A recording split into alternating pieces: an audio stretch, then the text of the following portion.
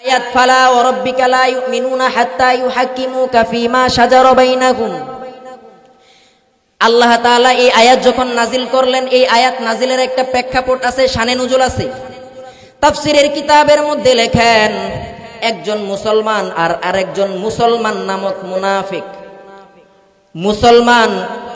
একজন মুসলমান নামক মুনাফিক আর একজন ইহুদি, একজন মুসলমান নামক মুনাফিক আর একজন ইহুদি।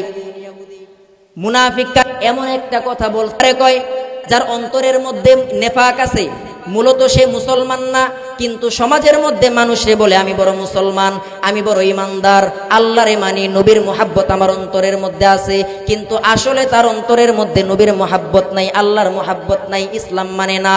এমন একজন মুনাফিক মার্কা মুসলমান আর একজন ইহুদি, দুইজনের মধ্যে কোনো একটা বিষয় নিয়ে ঝামেলা হয়েছে, দ্বন্দ্ব লাগছে। দ্বন্দ্ব লাগার পরে এবার ডাক দেয়া কই, চলো গোটা দুনিয়ার সবচাইতে বড় বিচারক, গোটা দুনিয়ার সবচাইতে ভালো বিচারক, সবচাইতে ইনসাফপূর্ণ বিচারক মুহাম্মদের দরবারে যাইয়া সমাধান করি।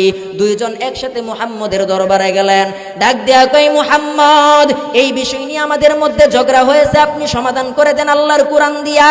নবী আমার সমাধান করে দিলেন, কিন্তু আমার নবীর রায়, আমার নবীর ফাইসালা মুনাফিকের বিরুদ্ধে গেল আর ইহুদির পক্ষে গেল। মুনাফিক মার্কা মুসলমানের বিপক্ষে আর ইহুদির পক্ষে। এইবার মুসলমান ডাক দিয়া কয়, না না না, মুহাম্মদের এই বিচার আমি মানি না। মুহাম্মদ মুসলমানদের নবী হইয়া মুসলমানদের বিরুদ্ধে ফাইসালা শোনায়, মুহাম্মদের এই রায় আমি মানি না, মুহাম্মদের এই ফাইসালা আমি মানি না। চলো চলো আমরা আবু বকরের দরবারে যাই, আবু বকর ইনসাফের বিচার করবে, আবু বকর বড় সুন্দর বিচার করে দিবে। দুইজন একসাথে আবু বকরের দরবারে যায়। আবু বকরের দরবারে গিয়া ডাক দেয়া কয়, আবু বকর, এই বিষয় নিয়ে আমাদের দুইজনের মধ্যে ঝামেলা হয়েছে, আপনি সমাধান করে দেন। ইহুদি ডাক দেয়া কয়, আবু বকর রে, এই বিচার নিয়ে আমরা তোমার নবীর মুহাম্মদের দরবারে গেছিলাম। আবু বকর ডাক দেয়া কয়, আমার নবীর যেই ফাইসালা, আমি আবু বকরেরও সেই ফাইসালা। কারণ আবু বকরের এত বড় সাহস হয় নাই আমার নবীর কলমের উপর কলম ধরবে। আবু বকর এত বড় সাহস আবু বকরের হয় নাই। আমার নবীর কথার উপর কথা কোনো সাহাবায়ে কেরাম বলতে পারে না। আবু বকর সিদ্ধান্ত শোনা দেয়, আমার নবী মুহাম্মদের যেই ফাইসালা আমারও সেই ফাইসালা। এইবার দুইজন বলে, না না না, আবু বকরের বিচারও মানি না।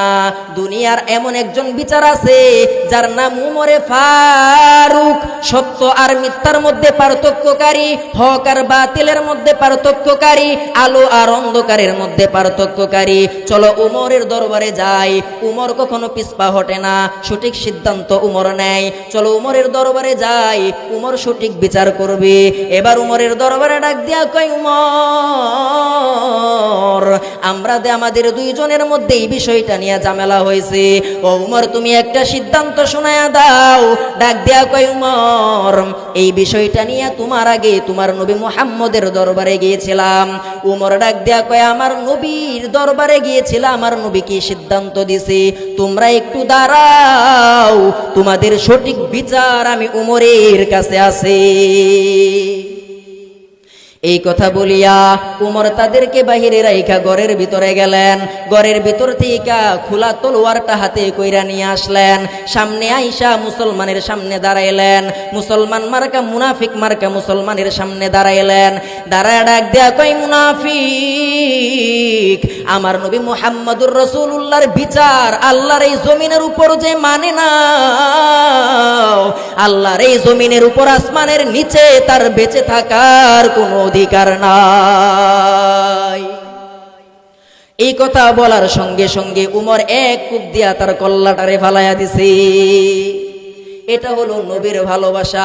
আরে আমার নবীর সিদ্ধান্ত না মানার কারণে উমর এক কূপ দিয়া তার কল্লাটারে ফালাইয়া দিয়া উমর প্রমাণ কইরা দিলেন, এই দুনিয়ার সবচাইতে বড় বিচারপতি মুহাম্মদুর রাসূলুল্লাহ, এই দুনিয়ার সবচাইতে বড় মহামানব মুহাম্মদুর রাসূলুল্লাহ, এই দুনিয়ার সবচাইতে ভালো মানুষ মুহাম্মদুর রাসূলুল্লাহ, এই দুনিয়ার সবচাইতে আকর্ষণীয় মানুষ মুহাম্মদুর রাসূলুল্লাহ।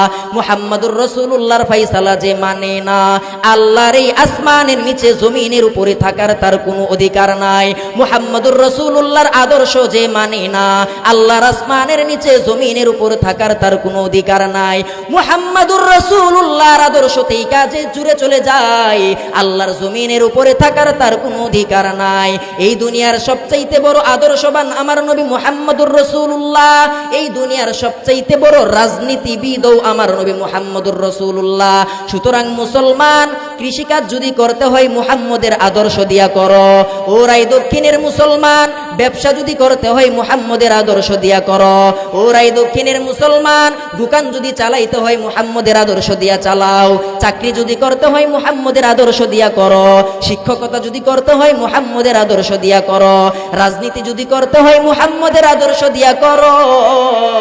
জীবনের এমন কোন ধাপ নাই যেই ধাপে আমার নবী মুহাম্মদুর রাসূলুল্লাহর আদর্শ নাই।